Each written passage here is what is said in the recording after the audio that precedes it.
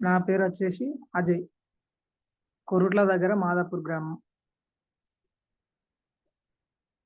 So నేను 2000 ఇప్పుడు నేను ధ్యానంలోకి వచ్చి దగ్గర దగ్గర 2.5 సంవత్సరాలు అయిపోయింది. ధ్యానంలోకి వచ్చి 2.5 సంవత్సరాలు అవుతుంది. ఆ కారణం ఏంటంటే ధ్యానంలోకి రావడానికి గల కారణం చిన్న సమస్య, నడుము నొప్పి. అది కూడా నేను నా ద్వారా రాలే. ఫస్ట్ అమ్మ వాళ్ళు ధ్యానంలోకి వచ్చారు. ఆ తర్వాత వాళ్ళు ధ్యానం చేస్తూ చేస్తూ చేస్తూ ఉండగా, అరే కొంచెం ధ్యానం చేయరా బాగుంటది, నొప్పి తగ్గుతుంది అన్నారు. అది నేను పట్టించుకోలే. అందరి లెక్క సహజంగా మనం ధ్యానంలోకి తొందరనే రాం గదా! అట్లా నేను కూడా ధ్యానంలోకొచ్చిన్ వాళ్ళు బతిమలాడుతున్నారు. నేను చూద్దాంలే మీరైతే జేయండి అని జెప్పి అంటున్నా. ఒకానొక సిట్యుయేషన్‌లో నాకు ఫీవరొచ్చింది. సర్వసాధారణంగా నాకు జ్వరం రాదు. వచ్చింది అంటే పోదు అది. అయితే నేనేం జేసినా అంటే సరే జ్వరమొచ్చింది, ధ్యానం జెయి అంటున్నారు గదమ్మా! మరి చేస్తా 5 నిమిషాలు జేస్తా. ఒకవేళ జ్వరం పోకపోతే గిట్ల మళ్ళా నేనెప్పుడు ధ్యానం జేయ అని జెప్పినా నేను. సో, 5 నిమిషాలు నేను ధ్యానంలో కూర్చున్నా. కూర్చున్న తర్వాత ఆటోమేటికల్‌గా నాకు జ్వరం పోయింది. నమ్మకం ఏర్పడ్డది. సో, ధ్యానం కొంచెం పవర్ ఉన్నదని జెప్పి ధ్యానాన్ని అలవాటు చేసుకునుడు స్టార్ట్ చేసిన మెల్లమెల్లగా. 10 నిమిషాలు, 15 నిమిషాలు అట్లా ఒక వారం రోజులలో 3 గంటలు, 4 గంటలు సాధన చేయడం. అట్లా 5 గంటలు, 6 గంటలు తెలియకుండానే. ఒక్కొక్కసారి రాత్రులు కూర్చునేది. అట్లా స్టార్ట్ చేసిన మెల్లమెల్లగా. ఆ తర్వాత తెలియక ఎన్నో ప్రశ్నలు నా లోపటి నుంచెల్లి ప్రశ్నలు మొదలవుతున్నాయి లోపటి నుంచెల్లే. ఈ మాంసం గురించి గాని, ఇంకా ఈ తాగడం గురించి ఇట్లాంటియి. మనకు ముందు నుంచెల్లే నాకిట్లాంటి అలవాట్లేం లేవు.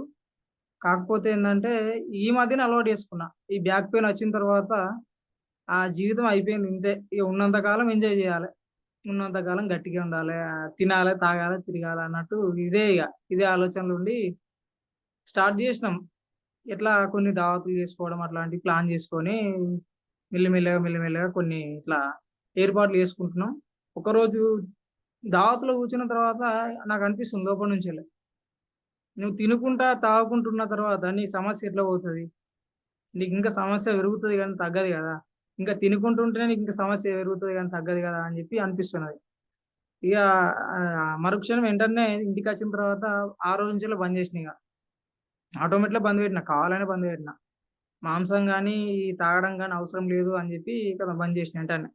ఆ రోజు నుంచెల్లి ఇప్పటి వరకు ఇంక పైన గూడా మాంసం గానీ, మందు గానీ ఇట్లాంటివి మనతో సంబంధం లేదన్నట్టు వాటిని దూరం జేసేసిన. వదిలిపెట్టేసిన అది. అప్పుడు కూడా ధ్యానం చిన్న చిన్నగా చేస్తున్నా. 5 నిమిషాలు, 10 నిమిషాలు అప్పుడు స్టార్టింగ్‌లో. బంద్ చేసిన తర్వాత ధ్యానం పెరిగింది. పెరిగిన తర్వాత ఇంగా ఆహ్, మంచి మంచి కార్యక్రమాల్లో పాల్గొవడం, క్లాసులలోకెళ్ళడం, అనుభవాలు వినడం. నా మొట్టమొదటిసారి నేను క్లాస్‌లో ఇక్కడ వీవరావుపేటలో అటెండ్ అయిన క్లాస్. అక్కడ ముక్క సత్యనారాయణ సార్ గారి అనుభవం విన్నాను అక్కడ. ఏమని అంటే, ఆయనకొక సమస్య ఉండే. ఆ సమస్య గురించి ఒక అనుభవం చెప్పారాయన. ఏది ఆయన వెన్నుపూస ఆయనకు జరం ఉండేదన్నమాట. 20 ఏళ్లుగా జరం ఉండేది. ఆ జరము ఆయన్ని ఇబ్బంది పెడుతూనే ఉన్నది అనుక్షణం. ధ్యానంలో కూర్చున్న తర్వాత ఆయనకు ఒక అనుభవం వచ్చింది. ఏ అనుభవం అంటే అది ధ్యానంలో కూర్చున్న తర్వాత బాత్రూమ్‌లోకెళ్ళిండాయన. డోరేసుకున్నాడు. ఏసుకున్న తర్వాత అక్కడ ఆహ్, ఉడుమున్నది. ఉడుముంటే ఆ ఉడుముని చూసేసరికి ఆయనకు భయం అనిపించిందంట. సరే ఇగ అని ఇట్లా వెనక్కి తిరిగేసరికి ఆయన వెన్ను లోపట ఒక చిన్న పురుగున్నది. ఆ పురుగును ఉడుము తింటున్నదన్నమాట. ఆ తినడం ద్వారా ఆయన సమస్య మొత్తం పోయింది అనే ఒక అనుభవం నేనిన్నా. అప్పటినుంచెల్లి నాకింక లోపటి నుంచెల్లి అనిపిస్తుంది. అరే! ఇగ ధ్యానం చేస్తే అన్ని సమస్యలు పోతాయి. హ్యాపీగుండొచ్చు అనేది ఒకటి స్టార్ట్ అయింది నా లోపట గూడా. ఆ తర్వాత నేనిన్న అనుభవం ద్వారా ఆహ్, ఫస్ట్ టైమ్ ధ్యాన ప్రచారం చేసిన ఒక్కోళ్ళకు.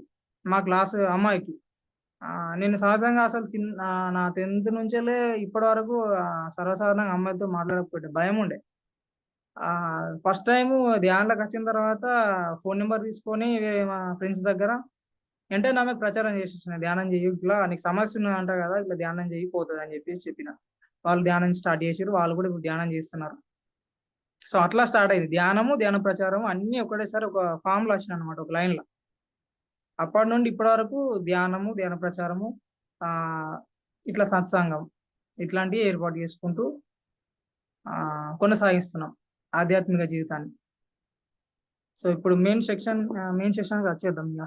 సత్సంగం, సజ్జన సాంగత్యాన్ని ఏర్పాటు చేసినటువంటి, నాకు అవకాశం ఇచ్చినటువంటి ప్రతి ఒక్కరికి ఆత్మకోటి ప్రణామములు. ముందుగా బ్రహ్మర్షి పితామహ పత్రిజీ గారికి, పరమ గురువులందరికీ ఆత్మకోటి ప్రణామములు. Thank you. సో సత్సంగం సుధాకర్ అన్న గారికి ఒకసారి ఆత్మకోటి ప్రణామములు. సజ్జన సాంగత్యం, ఇప్పుడు మనం డిస్కస్ చేసుకునే ఏంటంటే సజ్జన సాంగత్యం మీద టాపిక్ పెట్టుకుందాం. అసలు మన ఆధ్యాత్మిక జీవితాన్ని ముందటి తీసుకుపోవాలి అంటే ఈ సత్సంగం ఉండాలి ఖచ్చితంగా. సజ్జన సాంగత్యం లేక ఎన్ని రోజులు మనం దుస్సాంగత్యం అంటే దుష్ట సాంగత్యం, ఒక దుస్సాంగంలో ఉండి వాళ్ళ గురించి వీళ్ళ గురించి మాట్లాడడం, లేదా వాళ్ళ గురించి వీళ్ళ గురించి ఇట్లా ఈర్షా ద్వేషాలతోని ఏదేదో అనడం, అట్లాంటివి చేసుకుంటూ చేసుకుంటూ చేసుకుంటూ వచ్చినాం ఇన్ని రోజులు. ఇప్పుడు మెల్లిమెల్లిగా ఆ మూలాన్ని కట్ చేసుకుంటూ మనం సత్సంగంలోకి అడుగు పెడుతున్నాం. ఆ సత్సంగంలోకి అడుగు పెట్టడానికి కారణమైన సుధాకర్ అన్నకు కూడా ఒకసారి థ్యాంక్ యూ చెప్పుకుందాం. ఎందుకంటే ఆ సత్సంగం ఏర్పాటు చేయడం కూడా మన మంచి కోసమే, మన ఎదుగుదల కోసమే. పత్రికారు అంటాడు కదా ఏమని, ఆయన 3 సూత్రాలు చెప్పిండు కదా: ధ్యానము, సజ్జన సాంగత్యము, స్వాధ్యాయం. ధ్యానం ఎట్లాగో మనం ప్రతిరోజు చేస్తూ ఉంటాం. సజ్జన సాంగత్యం అనేది మనకు ఊరికేనే దొరకదు. వాళ్ళు అక్కడి నుండెళ్ళే మనకు అనుకూలమైన సమయాన్ని కేటాయించి మనకి క్లాసులు అరేంజ్ చేయడం అనేది కూడా గొప్ప విషయం. సో మనం వాళ్ళకి ఎప్పుడు అందుబాటులో ఉండాలి, వాళ్ళని ఎప్పుడు సహకరిస్తూ ఉండాలి వాళ్ళకు కూడా మనం. సో సాయిబాబా సచ్చరిత్ర నుంచి ఈరోజు మనం సజ్జన సాంగత్యం గురించి డిస్కస్ చేద్దాం. ఎక్కిరాల భరద్వాజ గారు మన ఆంధ్ర నుండి ఒక మహారాజు, ఒక సిద్ధత్వం పొందిన ఒక మహారాజు. ఆయన సజ్జన సాంగత్యం గురించి చాలా చెప్పిండు. సజ్జన సాంగత్యం చేస్తే ఏ విధంగా ఫలితాలు పొందుతాము అని చెప్పి. మన ఆధ్యాత్మిక జీవితాన్ని మనం కొనసాగించాలి అంటే ఖచ్చితంగా సజ్జన సాంగత్యం చేయాలి. సజ్జన సాంగత్యం అంటే ఏంటిది? సజ్జనులతోనే మాట్లాడడం, అంటే సత్యం తెలుసుకున్న వాళ్ళతోని అయినా కానీ, సత్యంలో అన్వేషిస్తున్న వాళ్ళ గురించి కానీ, సత్యం అన్వేషిస్తున్న వాళ్ళ గురించి కానీ, వాళ్ళతో కానీ, సత్యంలో ప్రయాణం చేస్తున్న వాళ్ళతో కానీ, అది వాళ్ళతో మాట్లాడడము, వాళ్ళతో కాస్త కూర్చొని డిస్కస్ చేయడం అనేది సజ్జన సాంగత్యం. సో ఈ సజ్జన సాంగత్యం ఫలితం ఎట్లుంటుంది అంటే, ఎక్కిరాల భరద్వాజ గారు చెప్తా ఉంటారు ఏమని, వాళ్ళు ఆధ్యాత్మిక జీవితాన్ని మొదలుపెట్టిన తర్వాత వాళ్ళు ఏ పని చేయాలనుకున్నా, ఏ గురువు అనుగ్రహం పొందాలనుకున్నా, అవధూతల అనుగ్రహం పొందాలనుకున్నా, ఎంతో మంది మహానుభావుల అనుగ్రహాన్ని వాళ్ళు పొందాలనుకున్నారు. అది ఎంత ప్రయత్నం చేసినా అది ఏదో రికమెండేషన్ పెడితే రాకుండేది. అది కేవలము సత్సంగం ఫలితమే. అది సత్సంగం చేసేవాళ్ళు. వాళ్ళు ప్రతి వారానికి ఒక రోజు ఒకళ్ళ ఇంటికి వెళ్ళి అక్కడ సత్సంగం ఏర్పాటు చేసేది. అట్లా వాళ్ళు ఏర్పాటు చేసినటువంటి సత్సంగం ఏదైతే ఉందో దాని ద్వారా వాళ్ళు చాలా లాభాలు పొందారు. ఆ లాభాలు ఏంటంటే, వాళ్ళు షిరిడీలో ఒక టెంపుల్ గుడి ఉంటది కదా, సాయిబాబా సమాధి మందిరం. ఆ సమాధి మందిరము లాంటి మందిరం ఇక్కడ మన ఆంధ్రాలో ఏర్పాటు చేసిరు వాళ్ళు, ఒంగోలులో. ఏర్పాటు చేసిన తర్వాత అది కూడా సత్సంకల్పంతోని, సజ్జన సాంగత్య ఫలితంతోనే ఏర్పాటైంది. ఆ ఏర్పాటైన మందిరానికి పూజ, అంటే మన స్టార్టింగ్ పూజ చేస్తాం కదా మనం, ఇది భూమి పూజ. ఆ భూమి పూజ రోజు ఎంతో మంది యోగులు రావాలనుకున్నారు. వాళ్ళు సజ్జన సాంగత్యం చేసుకుంటూ ప్రతిరోజు బాబాకు రిక్వెస్ట్ పెట్టేది ఏమని, ఇక్కడికి ఎంతో మంది యోగులు రావాలి.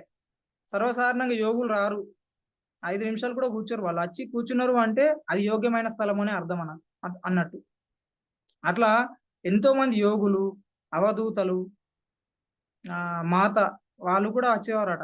వచ్చి ఒకరోజు వాళ్ళు గుడిని భూమి పూజ ప్రారంభించిన మరుక్షణం నుంచి ప్రతిరోజు ఒక్కొక్క గురువు రావడము, ఉండడము, ఒక్కొక్కసారి ఇద్దరిద్దరు గురువులు కలిసి రావడం. అది మిరాకిల్ అనమాట. అట్లా కలిసి వచ్చి అక్కడ ఉండడము, వాళ్ళతోని కలిపి వీళ్ళు సజ్జన సాంగత్యం చేయడము, ఇట్లాంటివి జరిగేవి.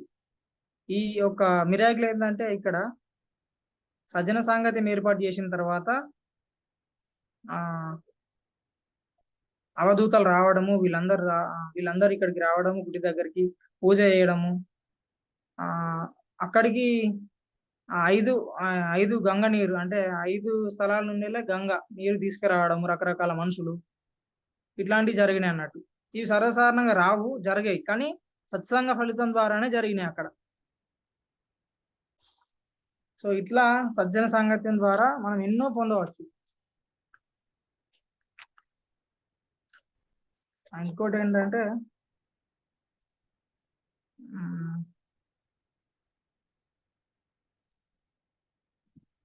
సజ్జన సాంగత్యం ద్వారా పొందిన లాభాలు చాలా ఉన్నాయి. అయితే మనం కొన్ని డిస్కస్ చేద్దాం. టైం వేస్ట్ చేసి.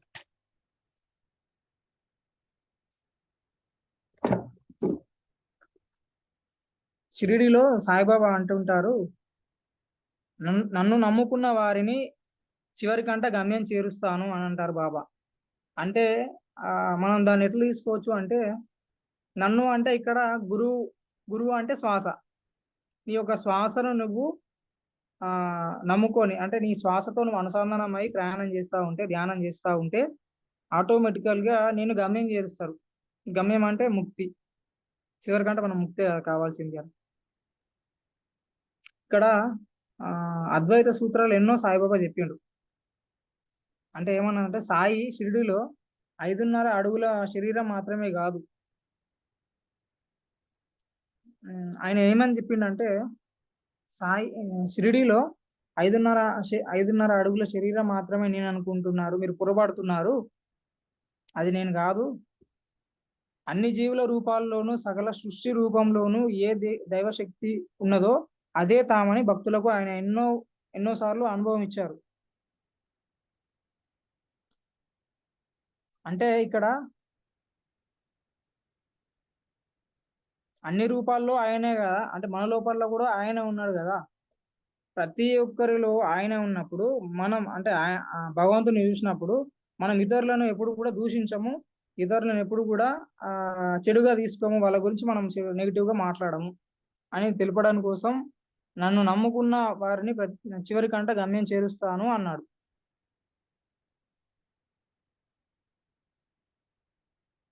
ఇక్కడ పత్రి సార్ కూడా అంటాడన్నమాట. ఏమని శ్వాసను నమ్ముకుంటే శ్వాసతో అనుసంధానం అయితే దేనితోని పని లేదని.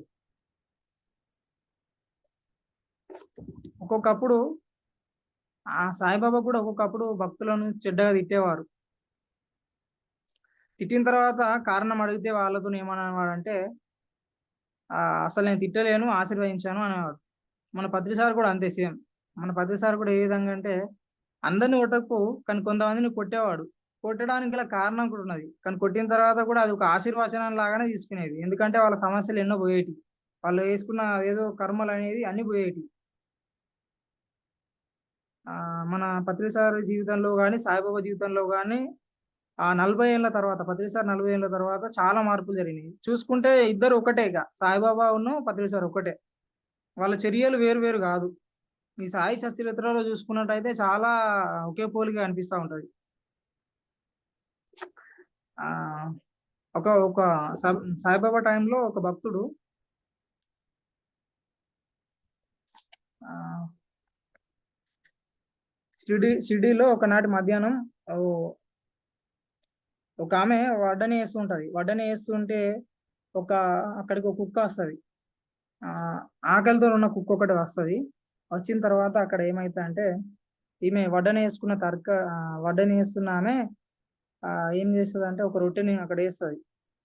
రొట్టెనేసిన తర్వాత అది ఆకలితో ఉన్న కుక్క తిని అక్కడి నుంచి వెళ్ళిపోతది.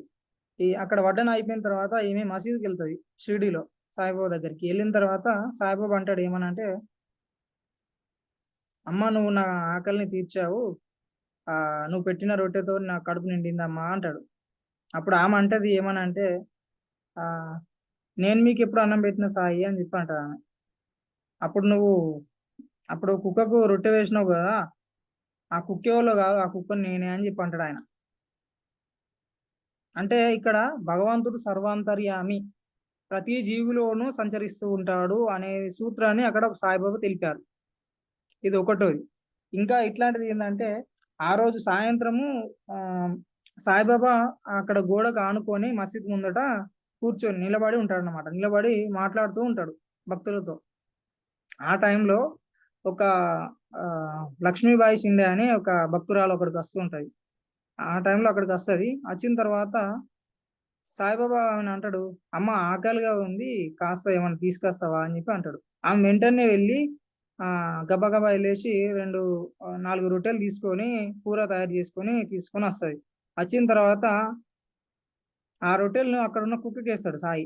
ఏసిన తర్వాత కుక్క తింటది. తిన్న తర్వాత ఈమె అనుకుంటది, "సాయి నేను కష్టపడి మీకోసం మీరు ఆకలితో ఉన్నారు అంటే నేను తీసుకొచ్చినా గదా!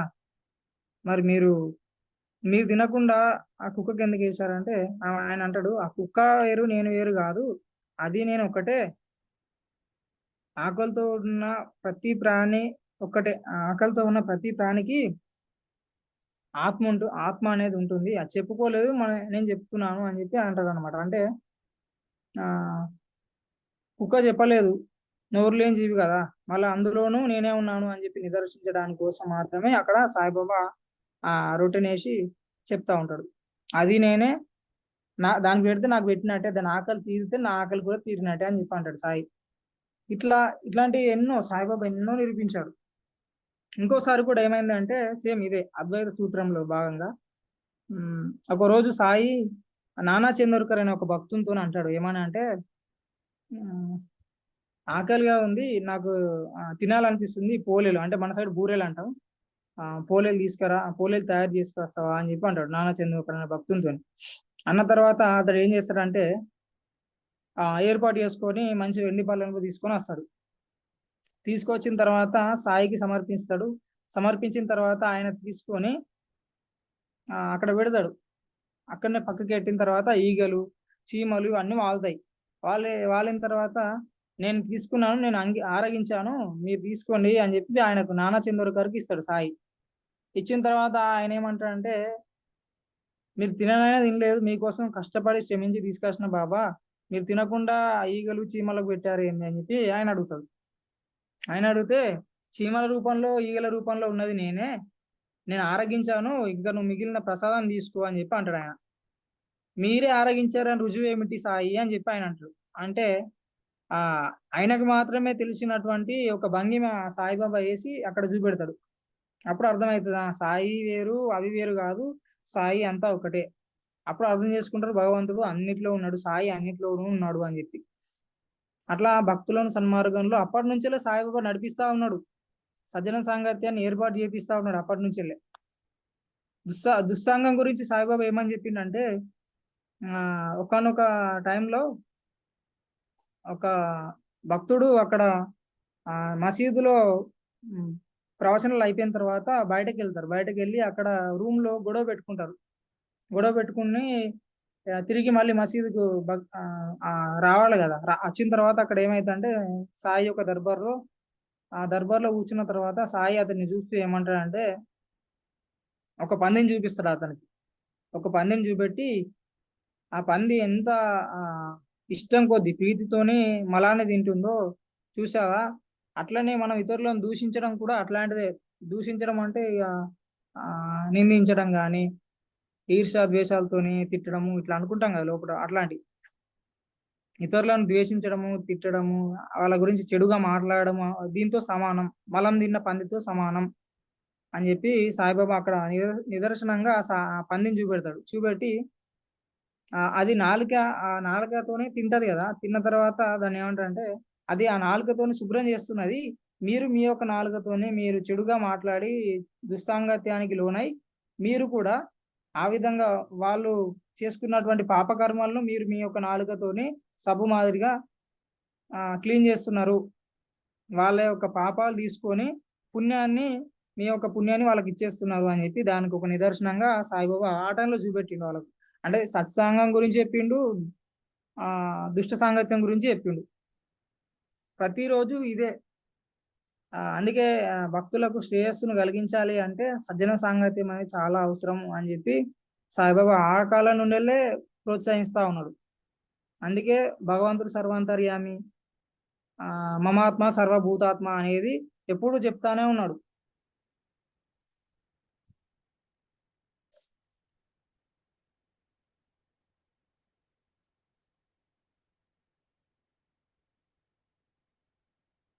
క్రీస్తు కూడా ఆ టైంలో సాయిబాబా కూడా చెప్పిండు క్రీస్తు గురించి. యేసుక్రీస్తు ఇతరుల దోషాలు ఎంచకు, నీ నీ నీ యొక్క ఇతరుల దోషాలు ఎంచకు, ఎంచితే భగవంతుడు నీ లోపాలు ఎంచుతాడు, క్షమించడు అని చెప్పి ఆ టైంలో సాయిబాబా ఆ, క్రీస్తు గురించి కూడా చెప్పడం జరిగింది. ఇంకొకటి ఏంటంటే మనం ఎవరిని దూషించొద్దు అనడానికి ఇంకో కారణం, నానా చందూర్ గారు ఇంటికి ఒక బిచ్చగాతే ఆ, భిక్షం అడుక్కోవడానికి వస్తుంది. వస్తే ఆయన ఏం చేస్తాడంటే, ఆమె అడుగుతుంది, భిక్ష వేస్తారు, వేసిన తర్వాత ఆమె సరిపోదు నాకు ఇంకా కావాలని చెప్పి అంటది. ఇంకా కావాలంటే అతను ఏం చేస్తాడు, వాళ్ళ ఇంటి దగ్గర ఉన్న ఆ పనులతోనే తీసుకుంటే తీసుకోలేకపోతే లేదని చెప్పి కోపంగా ఆ నిన్ను తీసుకోకపోతే మెడపట్టి గింటేస్తా అని చెప్పి అంటాడు అన్నట్టు. అన్న తర్వాత ఇక్కడ నుంచి మసీదుకి వెళ్తాడు సాయిబాబా దగ్గరికి. వెళ్ళిన తర్వాత సాయిబాబా ఏమంటాడంటే ఆ చెప్తా ఉంటాడు, నీకు చేతన అయితే చెయ్యు లేకపోతే లేదు అంటే, ఇవ్వాలనిపిస్తే ఇవ్వు, లేదు లేదనుకుంటే నెమ్మదిగా చెప్పు, కసురుకోకు, ఆవేశపడకు అని చెప్పి చెప్తాడు. ఆయనకు అర్థం కాదు.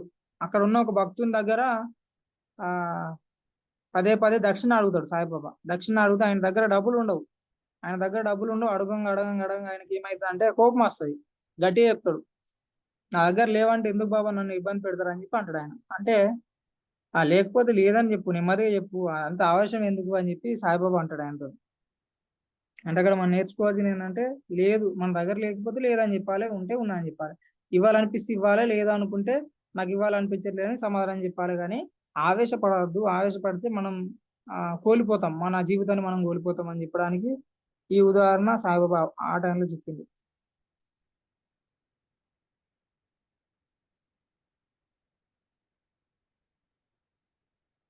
ఇంకో విషయం ఏంటంటే, నిత్య జీవితంలో మన మనస్సును ఇంద్రియాలను నిగ్రహించుకోవడం చాలా కష్టం.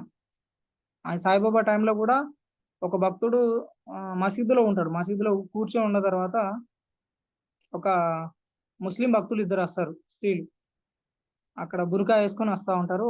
వచ్చిన తర్వాత పక్కకు నానా చంద్రకర్ అనే భక్తుడు ఉంటాడు. వాళ్ళని చూసి ఆయన అక్కడ నుంచి లేవడానికి ప్రయత్నం చేస్తూ ఉంటాడు.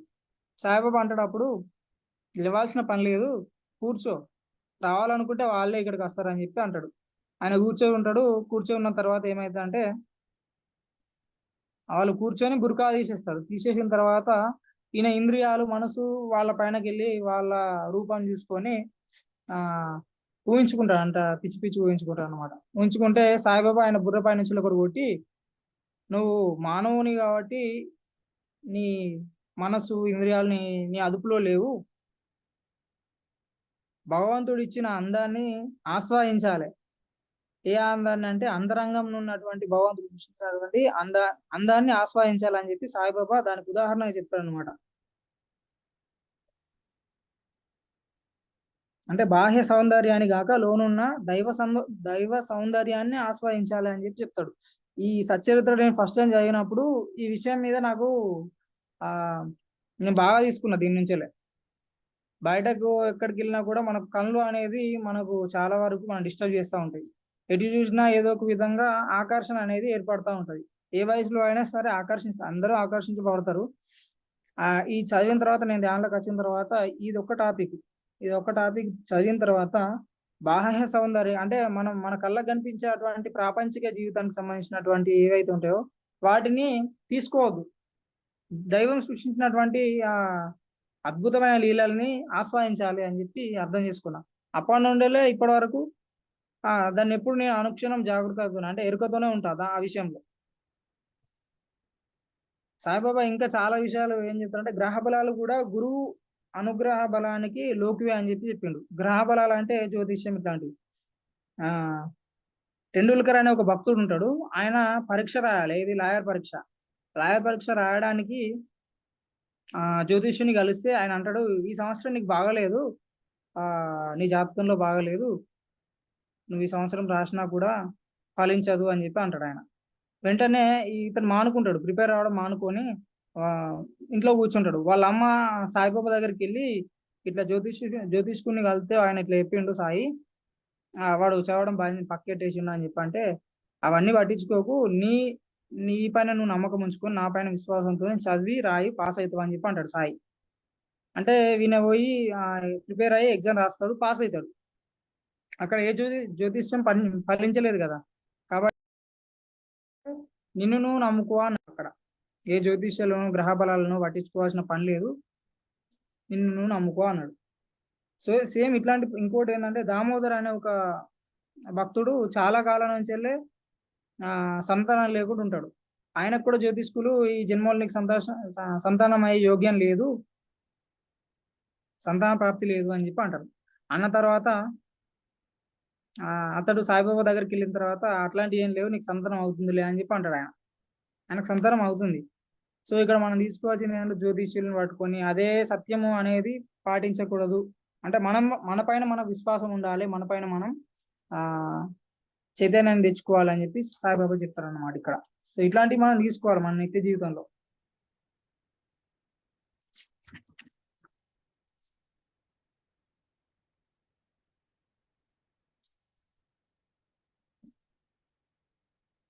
ఇంకొకటి, సాయిబాబా నిత్య జీవితంలో మనో నిగ్రహం సాధించిన వారికి మాత్రమే ఉపవాసం ఇంద్రియ నిగ్రహం సాధించడానికి పనికొస్తుంది అని చెప్పిండు. అంటే ఉపవాసం ఏంటంటే, మనం అప్పుడప్పుడు అనుకుంటాం ఒక పొద్దులు ఇవన్నీ అంటాం కదా, ఇట్లాంటివి ఏం లేవు. తృప్తిగా మనసారా తినాలి, ఎంత తీసుకోవాలో అంత తీసుకోవాలి, ఇబ్బంది పెట్టద్దు అని చెప్పి సాయిబాబా ఆ టైంలో కూడా చెప్పింది. అది ఉపవాసం ఎవరికి అంటే, ఇంద్రియ నిగ్రహం సాధించడానికి పనికొస్తుంది, మనో నిగ్రహం సాధించిన వారికి మాత్రమే, అంటే మనస్సును జయించిన వారికి మాత్రమే ఉపవాసం అనేది సహకరిస్తున్నది. లేకపోతే ఏమైతే అంటే రుచుల మీదకు మనసు వెళ్ళి ఆ మనకు వ్యర్థమైన అనర్థాన్ని చేకూరుస్తుంది అని చెప్పి సాయిబాబా చెప్పిండు ఆ టైంలో. అందుకే పత్రిసారి కూడా చాలా విషయాల్లో క్లాసులు అయిన తర్వాత భోజనానికి ఏర్పాటు అయింది అంటే, సరే మీరందరూ వెళ్ళి భోజనం చేయండి అని చెప్పి టక్కన ఫస్ట్ భోజనం పెట్టించిన తర్వాతనే క్లాస్ మళ్ళీ పెట్టేటోడు. సేమ్ సాయిబాబా కూడా అంతే.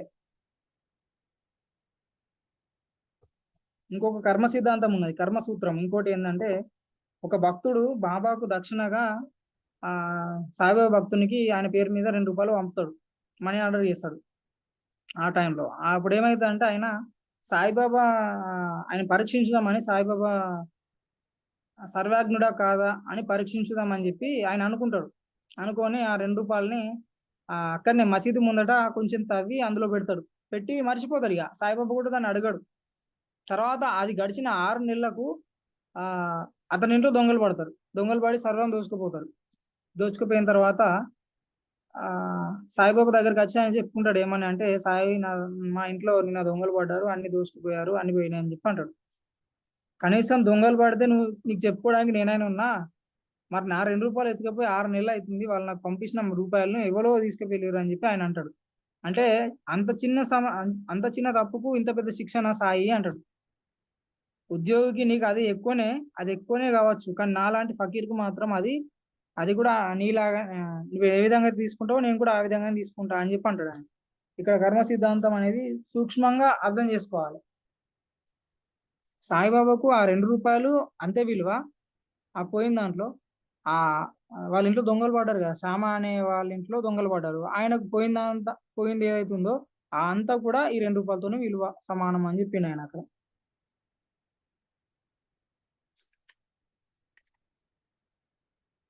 ఇంకొక అతను ఏంటంటే, ఒక సాధువు ఉంటాడు. సాధువు మత్స్యేంద్ర గాడ్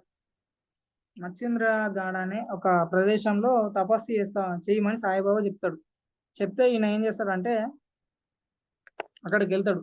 వెళ్ళి సాధన ప్రారంభిస్తాడు. సాధన ప్రారంభించిన తర్వాత సాయిబాబా ప్రత్యక్షమవుతాడు అక్కడ. ఆయన అనుకుంటాడు, మీరు కేవలం శరీరమే కదా అని చెప్పి అనుకుంటాడు. కానీ సాయి మసీదు నుండి వెళ్ళి ఇక్కడికి వచ్చి ఇక్కడ ఈయన ముందర ప్రత్యక్షమైన తర్వాత ఆయన అనుకుంటాడు, నేను శరీరంగా చెప్తాడు ఆయనకు, నేను శరీరాన్ని మాత్రమే నువ్వు అనుకుంటున్నావు, నేను శరీరం కాదు ఆత్మను అంటాడు. అప్పుడు ఆయన అనుభవపూర్వకంగా ధ్యానం చేసి తెలుసుకొని సాయికి క్షమాపణ చెప్పుకుంటాడు. ఇట్లాంటి సాయిబాబా సచరిత్రలో ఎన్నో ఎన్నో అంశాలు తీసుకోవచ్చు.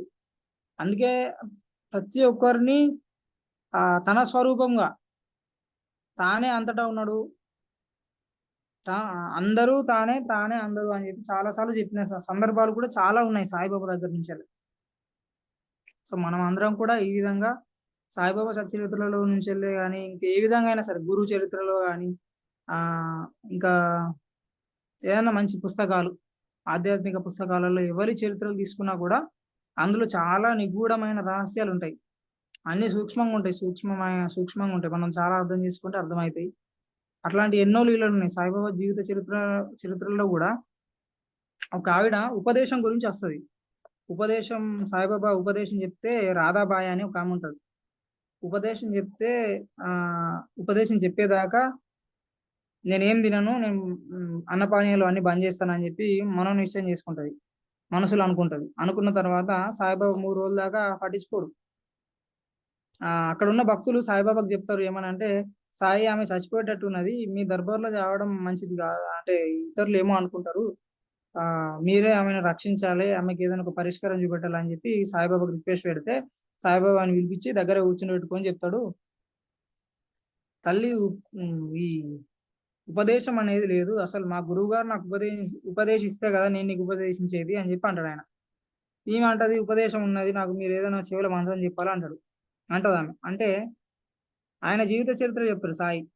నా జీవితంలో 12 సంవత్సరాలు నేను ఒక గురువుగారి దగ్గరికెళ్ళి, ఆయన సేవ చేసుకున్న నిస్వార్థంగా. ఆయన మీదనే నా మనసు లగ్నం చేసి, ఆయనతోనే కూర్చునేది. ఆయన కేవలం నాకు నా బోడగుండు కొట్టించి, నాకు 2 పైసలు నన్ను అడిగిండు అని చెప్పి అంటాడాయన దక్షిణగా. అంటే అక్కడ మనం ఏమర్థం చేసుకోవాలంటే, ఆలోచన అక్కడ బోడగుండు చేసిండు అంటే, బోడగుండు అంటే ఏంటిదంటే, ఎంట్రుకలు తీసేయడం గాదు. మన మెదడులో అంటే మన మనసులో గాని, మనలో ఉన్నటువంటి ఆలోచనలను నిర్మూలించుకోవడం. ఆలోచనలు లేని స్థితిలో ఉండడాన్ని బోడిగుండు అంటారు. అందుకే తిరుపతి గాని, ఇక్కడ వేములవాడ గాని, కొండగట్టు గాని ఎక్కడికి పోయినా కూడా మనం గుండు తీసుకుంటా అంటారు గదా! మొక్కుకున్నా నేను గుండు తీసుకున్నా అంటారు. అది నిజమైన గుండు ఏందంటే, మనం ఆలోచనలు లేని స్థితిలో ఉన్నప్పుడు అది నిజమైంది. భగవంతునికి సమర్పించినట్టు. తలనీలాలు సమర్పించినట్టు అది. నిజమైన తలనీలాలు ఏంది అంటే, మనం ఎటువంటి ఆలోచనలు లేకుండా ఉండడమే నిజమైన సమర్పణ అన్నట్టది. ఆలోచన లేని స్థితి. అదే భగవంతుడు కోరుకునేది. ఈ వెంట్రుకలు దేనికి పనికొస్తాయి? దేనికి పనికిరావు. ఒక చెత్తలే తీసేసిన తర్వాత ఒక చెత్త కుప్పగే పనికొచ్చేదండి. సో, సాయిబాబాకు కూడా ఆయన గురువు ఏం చేసిండంటే, ఆలోచన లేని స్థితిలో స్థితిలోనికి రావడానికి చెప్పి, ఆ స్థితిలో ఆయనను ఉంచిన తర్వాత రూ. 2 అంటే 2 పైసలు నిష్ఠ, సబూరి, శ్రద్ధ సబూరి అనే 2 పైసలు అడుగుతాడు. ఆ 2 పైసల గురించి ఆయన చెప్తాడు. శ్రద్ధగా ఉండాలె, అంటే నిష్టగా ఉండాలె. ఆహ్, దృఢంగా అంటే దృఢ సంకల్పంతోని ఉండాలె. డైవర్ట్ కావద్దు అని చెప్పి చెప్తాడాయన. ఆళ్ళ గురువుగారు నాకిట్లా చెప్పిండు. ఇది నేను సమర్పించాను. ఇంకొకటి సబూరి, సహనం. ఎంతో కాలం నుంచెల్లి 12 సంవత్సరాల నుంచెల్లి ఆయన సేవ చేసుకుంటూ సహనంతోని ఆయన పైన మనసు లగ్నం చేసి, ఆయన పైన నమ్మకంతోని నేను అక్కడనే ఉన్నాను. అదే నేను సమర్పించినటువంటి రెండో పైసా సబూరి అంటాడాయన. సబూరి అన్న తర్వాత, ఆయన దగ్గర ఉన్నన్ని రోజులు నాకు అన్నపానీయాలకు లోటు లేదు.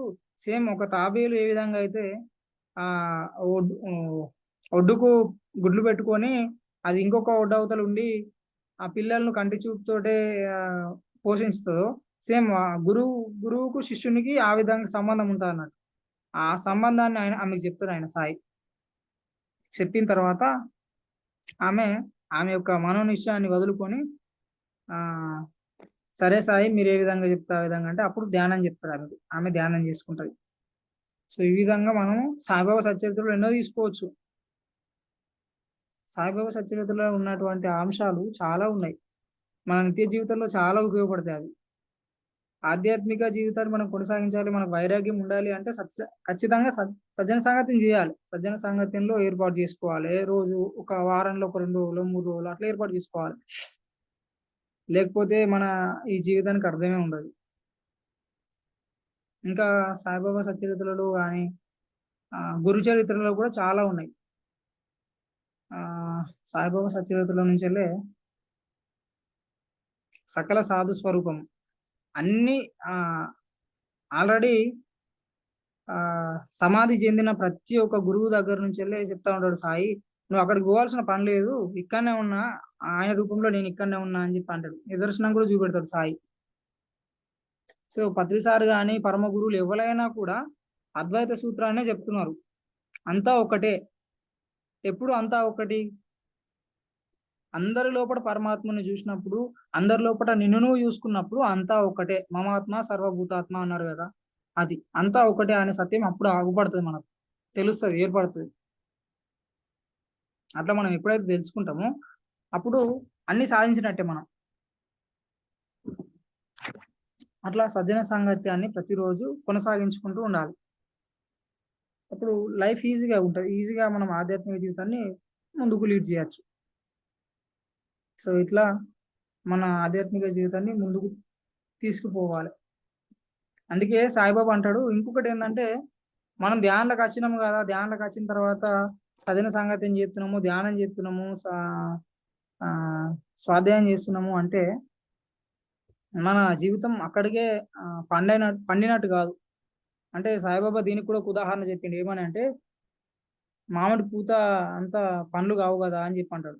మామిడికాయ, ఇప్పుడు మామిడి చెట్టుకు పూత పూస్తుంది, ఆ పూత అంతా పండ్లు కావు, కాయలుగా రాలిపోతాయి, పూతగా రాలిపోతాయి. ఏదో కొన్ని కాయలు, కొంత పూత మాత్రమే పండ్లుగా మారుతాయి. సో ఇక్కడ కూడా మనము ధ్యానాలు ఉన్నాము అంటే మనకు తెలియకుండానే ఏంది, అహంకారం, అహం పెరుగుతుంది.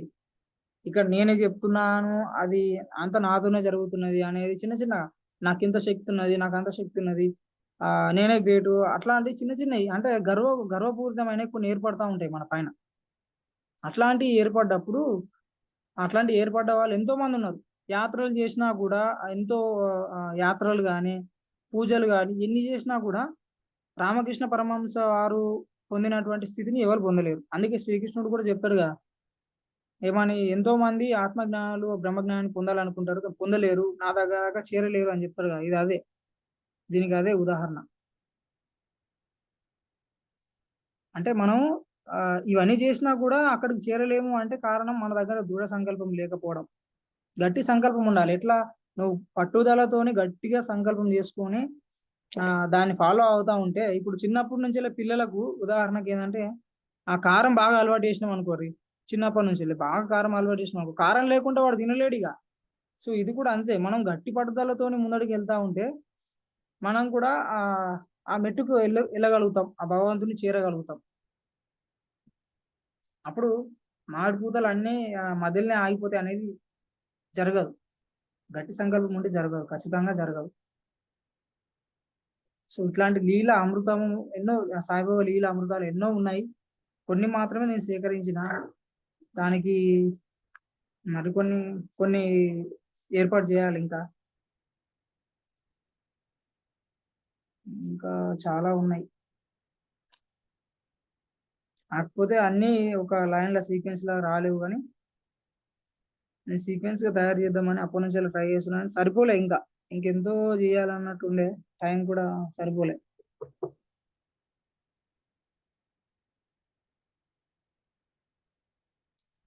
సో ఉపదేశాలు లేవు ఇక్కడ. మనం తెలుసుకోవాల్సింది ఏంటంటే, ఈరోజు ఉపదేశాలు లేవు. ఆ ఉపదేశం అనేది ఎక్కడ లేదు, ఎవరిని ఉపదేశించలేరు. ఒకటి, భగవంతుడు అందరిలో ఉన్నాడు అనేది తెలుసుకున్నాం. రెండోది అంటే సాయిబాబా ఉదాహరణ చెప్పిండు అవన్నీ మిక్స్డ్ గా. ఆ ఇంకోటి ఏంటంటే, ఎవరిని మాటలు అనద్దు, ఎవరిని దూషించకూడదు, ఈర్ష్య ద్వేషాలతో చూడకూడదు. ఇంకోటి ఏంటంటే, ఆ అందరినీ భగవత్ స్వరూపులుగా చూడాలి. అప్పుడే మనం ఆ ఈ ప్ర ఈ ఈ లైఫ్ని ఎంజాయ్ చేయగలుగుతాం ఆధ్యాత్మిక జీవితంలో. ఇవేం లేకపోతే మనం ఏం చేయలేం. అన్ని కోరికలు పెట్టుకొని, అన్ని పెట్టుకొని, ఏం చేసుకోకుండా ఇందులో ఉండి చేసుకోవాలంటే కష్టం. సో ఇవి అలవాటు చేసుకుంటా ఉంటే మెల్లమెల్లగా ఆటోమేటికల్ గా మన ఆధ్యాత్మిక జీవితాన్ని లీడ్ చేయగలుగుతాం. సో ఇది ఈరోజు టాపిక్. ఇంకా అంటే ఈ మధ్యలో ఏంది, కొంతమందికి జరుగుతున్న అనుభవాలు ధ్యానం కోసం నేను చెప్పడానికి వెళ్ళినప్పుడు ధ్యాన ప్రచారం కోసం ఇప్పుడు ఒక 4-5 రోజుల నుంచి వెళ్తున్నా ప్రతి ఒక్క గ్రామానికి వెళ్ళి ధ్యానం చెప్పడం జరుగుతున్నది. చెప్పిన వాళ్ళలో ప్రతి ఒక్కరిలో కొన్ని కొన్ని మార్పులు ధ్యానం చేయడానికి వాళ్ళు అడిగి తెలుసుకోవడము, వాళ్ళకు మనం కనెక్ట్ అవ్వడం సాయిబాబా ద్వారా గానీ, పత్రిజీ ద్వారా గానీ వాళ్ళు ఇట్లాంటి కొన్ని ఏర్పడుతున్నాయి. నాకు మిరాకిల్స్ అనిపిస్తాయి. ఎట్లా అంటే ఇప్పుడు నేను వాళ్ళ ఇంటికి పోకముందే వాళ్ళకు కల రావడం. ఉదాహరణకి అంటే ఇట్లాంటివి కూడా జరుగుతున్నాయి. ఒక కొంతమంది కొన్ని గ్రామాల్లోకి మనం వెళ్తా ఉంటాం గదా! వెళ్తా ఉంటే ఆ గ్రామంలో వాళ్ళకు ఆ రోజు నైట్ కల రావడం మనం ఇంటికి పోతున్నట్టు. ఇట్లాంటివి కొంతమంది కొన్ని చెప్తా ఉంటే నాకు మైండు షాక్. ఎందుకంటే మిరాకిల్స్ ఉన్నాయి అట్లాంటియి. ఈ మధ్యలో అయితే అట్లనే అయితున్నాయి అన్నీ. ఎవరి దగ్గరికైనా ముందు రోజు కలలో కనిపించడం. ఇట్లా వస్తున్నారు పలానా వ్యక్తి అని. ఇట్లాంటివి జరుగుతున్నాయి అన్నట్టు. కారణం ఏందంటే ఈ చాలా రోజుల తర్వాత ఒక నెల, నెల 15 రోజుల దాకా అంటే 40 రోజులు సుమారు 40 రోజుల నుంచెల్లి నేను ధ్యాన ప్రచారంకి ఎటెళ్ళలే మధ్యలో. మళ్ళీ మొన్నటి నుంచెల్లి స్టార్ట్ చేసిన తర్వాత ఇట్లాంటి ఎన్నో మిరాకిల్స్ జరుగుతున్నాయి. నేను రావడం నేను అంటే నా గొప్పతనం కాదక్కడ. ఆహ్, పోవడానికన్నా ముందు వాళ్ళ కల్లో కనిపించడం. ఇట్లానే జరుగుతున్నాయి. సో, మీరు కూడా ఇప్పుడు మొన్న రీసెంట్‌గా మన జగిత్యాలలో జరిగిన మీటింగ్‌లో మనం కూడా ప్రతి ఒక్క గ్రామాన్ని సెలెక్ట్ చేసుకొని, ఆ గ్రామానికెళ్ళి ప్రచారం చేయాలనుకుంటున్నాం గదా! సో, ఒక్కోళ్ళైనా సరే, ఇద్దరైనా సరే కష్టమేం లేదు. సుఖంగా అనుకోని ఒక 5 నిమిషాలు ధ్యానంలో కూర్చొని ఎళ్తే ఆటోమేటిక్‌గా సెట్ అయితది. ఇట్లా ప్రయత్నం చేద్దాం. ఆటోమేటిక్‌గా పత్రిజీ గారి సంకల్పం నిలబెడదాం. సో, థాంక్ యూ అందరికి. ఇంకా నా అనుభవాలు చెప్తే మంచిగుంటది గానీ, ఇప్పుడు మనం ఈరోజు ఈ సంకల్పం ఇది అనుకున్నాం కాబట్టి సజ్జన సాంగత్యంలో ఇక్కడికే స్టాప్ చేద్దాం ఇంగ. మళ్ళీ ఒకరోజు అవకాశం తీసుకుందాం. ఇంకెవరైనా థ్యాంక్ యూ మాట్లాడాలనుకుంటున్నారా? అద్భుతంగా ఆనందాన్ని అనుభవించినాం మేము. అంటే సాయి లీలామృతం ఒకటి చెప్పుదాం అనుకుంటున్నా. ఏందంటే ఎవరికైనా సమస్యలు ఉన్న వాళ్ళు ఉంటారు కదా! నొప్పులు గాని, బాగా ఇట్లా ఒళ్ళు నొప్పులు గాని, ఏదైనా ఆరోగ్య సమస్యలు ఉన్న వాళ్ళు ఉంటారు కదా! వాళ్ళకు ఒక చిన్న టెక్నిక్ ఏందంటే కడతాల్లో నేను తెలుసుకున్న ఒక టెక్నిక్ ఇది. ఒక మాస్టరు ఇంకొక అతనికి ఒక అనారోగ్య సమస్యతో బాధపడుతున్న ఒక వ్యక్తికి చెప్పడం జరిగింది. ఆ టైంలో నేను స్టార్టింగ్ స్టేజ్‌లో ఉన్నా ధ్యానంలో. అప్పుడు అతను ఏం చెప్పిండంటే ఏ సమస్య అయినా సరే మనం ధ్యానం ద్వారా పోగొట్టుకోవచ్చు. నిష్టతోనుంటే ఏదైనా పోతది అని చెప్పన్నాడు. మనం ధ్యానంలోకొచ్చిన తర్వాత ఆల్‌మోస్ట్ నిష్టతోనే ఉంటాం. ఒక దీక్షతోనే ఉంటాం. దీక్షలో ఉన్నట్టే ఉంటాం. అయితే ఇక్కడ ఏందంటే నాకప్పుడు నడుము నొప్పి ఉండే అని చెప్పినా గదా! ఆ నడుము నొప్పి కూడా పోయింది ఇట్లా. అంటే కొన్ని టెక్నిక్స్ యూజ్ చేసిన అందులో. కొన్ని కొన్ని పరీక్షించుకున్నా అన్నట్టు. అయితే ఏమైందంటే ఒక మాస్టర్‌కి ఏం చెప్పిండంటే మనము కర్మను అనుభవించడం మనం తీసుకొనొస్తాం గదా! తీసుకొనొచ్చిన తర్వాత ఇక్కడికొచ్చిన తర్వాత దాన్ని అనుభవించలేక మనం తిడతా ఉంటాం. తిడతాం. అరే! ఎందుకచ్చింది నాకు ఈ కర్మ ఎందుకచ్చిందని దూషిస్తాం. తెలవది. ఎందుకచ్చిందో తెలవది. అంటే కానీ మనమే తెచ్చుకున్నాం గదా! ఇష్టపడి తెచ్చుకున్నాం గదా!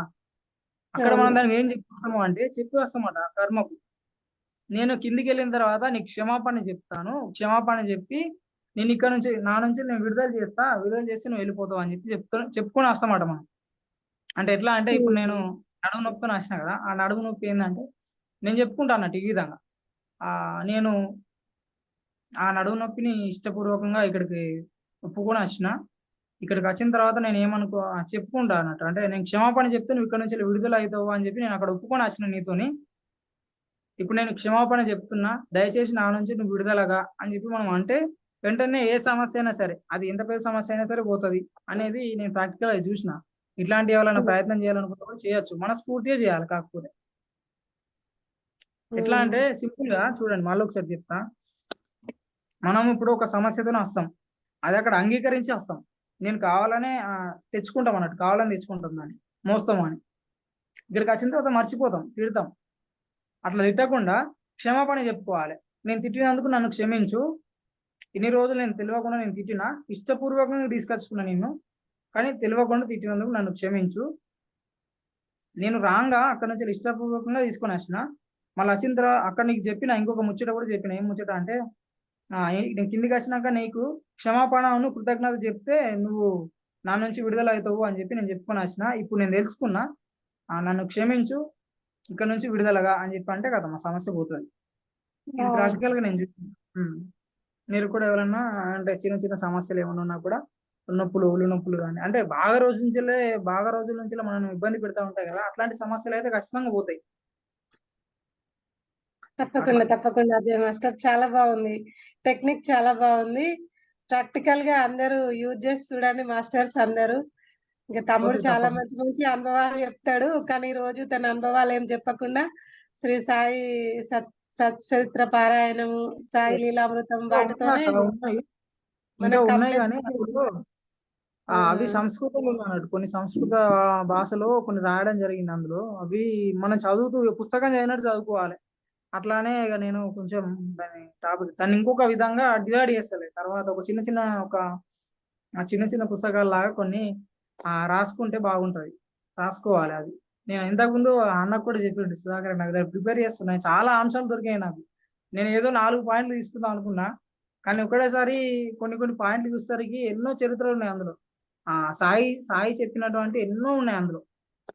అవి చూసేసరికి నాకు ఆ ఇక ఇంకేదో ఏదో రాసుకోవాలి, ఇంకా ఏదో చెప్పాలి, ఇంకా ఎంతో మందికి ఏదైనా ఒకటి ఉపయోగపడతా అని ఆతృతతోని కొన్ని పాయింట్స్ రాసుకున్నా. కానీ రాసుకున్న తర్వాత అవి కొన్ని సంస్కృతంలో ఉన్నాయి అన్నట్టు. అవి డీప్ గా మనం తెలుసుకుంటేనే ఎక్స్ప్లెయిన్ చేయగలుగుతాం. లేకపోతే ఏదో ఏదో అయితే కూడా బాగుండదు కదా. అవును, అవును. అందుకోసమనే చెప్పిన ఒక్క పాయింట్ అయినా సరే, సాయిబాబా చెప్పిన విషయాలలో చాలా ఉన్నాయి నాకు ఇట్లా. అద్వైత సూత్రాలు చాలా చెప్పాను సాయి. మీరు కూడా అద్వైత సూత్రాన్ని అర్థం చేసుకుంటే బాగుంటది. అజయ్ ఫోన్ వేరే సైడ్ తిరిగింది. ఇప్పుడు బాగుంది. ఓకేనా? ఇప్పుడు ఇప్పుడు ఓకే. అద్వైత సూత్రాలు ఎన్నో చెప్పిండు సాయి. జీవితం ఉన్నంత కాలం చెప్తూనే ఉన్నాడు. ఆయన సమాధి అయిన తర్వాత కూడా అట్లాంటి ఎన్నో అనుభవపూర్వకంగా అనుభవాలు ఇస్తూనే ఉన్నాడు ఎంతో మందికి. అంతేందుకు మేము కూడా ధ్యానంలోకి వచ్చిన తర్వాత నేను షిరిడి పోదామని ఎప్పుడు అనుకోలే. షిరిడి పోయినాం, అది కూడా కారులో. ఇక్కడ ఐలాపూర్ నుంచెలే మాల్గడ్డ అన్న అని చెప్పి అన్న తీసుకెళ్ళిండు అక్కడ నుంచెలే. మేము ₹1 పెట్టలే, ఖర్చు లేదు, ₹1 ఖర్చు లేదు. ఫ్రీగానే ఇక్కడ నుంచి ఇంటి దగ్గర నుంచి బండి మీద తీసుకొని పోయి అక్కడ నుంచి మళ్ళీ అక్కడ ప్రయాణం చేసినాం. అక్కడ కూడా టిఫిన్లు, రూమ్ ఖర్చులు కూడా అన్ని ఆయన పెట్టుకున్నాడు. ₹1 మేము పెట్టలే, మమ్మల్ని పెట్టనే లేదు. రాంగ్ ఏమైంది అంటే అక్కడ నుంచి రాంగా కొంత ఏదో మిస్టేక్ అయింది. మన ఎట్లా అంటే వెళ్ళిన తర్వాత దర్శనం చేసుకున్నాము, వెళ్ళినాము. శాంతి ఉండేది అక్కడ. యోగ్యమైన స్థలం కాబట్టి కొంత శాంతి ఏర్పడ్డది మనసులో. మనసు అంతా శాంతమైంది. బయలుదేరినాం. అక్కడ నుంచి బయలుదేరిన తర్వాత ఆ రూట్ మ్యాప్ పెట్టుకున్నాం. ఆ రూట్ మ్యాప్ ఏమైందంటే మమ్మల్ని డైవర్ట్ చేసింది.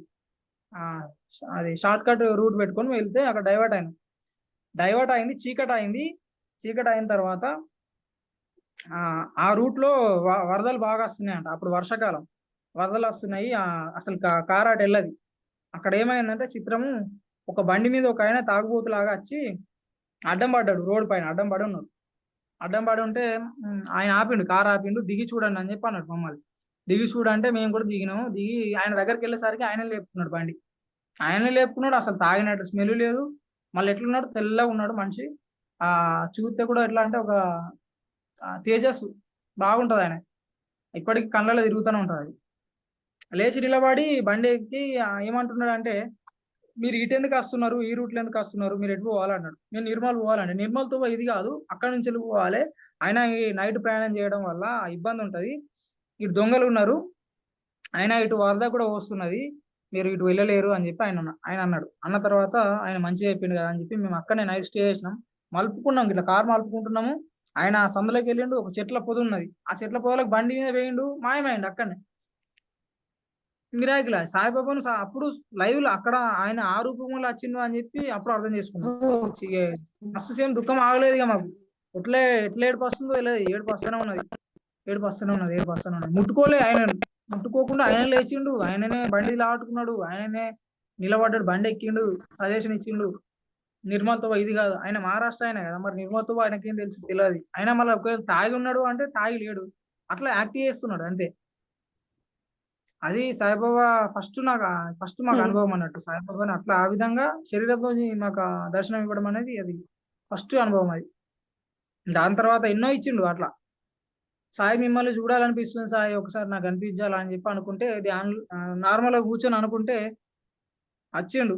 వచ్చి ఇట్లా కూర్చొని ఒక రూపం మీద కూర్చున్నాడు ఇట్లా. ఆ రూపం ఇప్పటికీ మన కొరుట్ల సాయిబాబా టెంపుల్‌లో ఒక ఫోటోలో ఉంటది. ఉయ్యాలలో ఒక ఫోటో ఉంటది. ఆ ఉయ్యాల ఫోటో రూపంలోనే అచ్చిండక్కడికి. అచ్చి ఇట్లా కూర్చున్నాడు. నన్ను కాళ్ళు ఒత్తమంటున్నాడు. ఆ కాళ్ళని ఇట్లా పట్టుకున్నా, ఒత్తుతున్నా నరాలు ఇట్లా టైట్ అయితున్నాయి ఉమ్, కాళ్ళయి. టైట్ అయితే అరే! ఎందుకిట్లా అయితున్నాయని చెప్పి అనుకుంటున్నా. అనుకోంగానే మళ్ళీ సాయిబాబా నార్మల్ అయ్యి ఇంకొక రూపం తీసుకున్నాడు మళ్ళా. పరేషాన్ ఇగ. సాయిబాబాని చూడాలనుకుంటే ఎంటనే ప్రత్యక్షమయిండు. అట్లా ఇంకొకసారి అనుకున్నా. ఏమని? సాయి మిమ్మల్ని నేను నేను ఈ శరీరాన్ని విడిచిపెట్టేంత వరకు ఒక్కసారైనా మీ సమాధిలో మీరేం జేస్తుంటారు? అసలు సమాధిలో ఏం జేస్తారు? సమాధి ఎట్లుంటది? నాకొకసారి అది కూడా చూడాలి సాయి అనుకున్నా.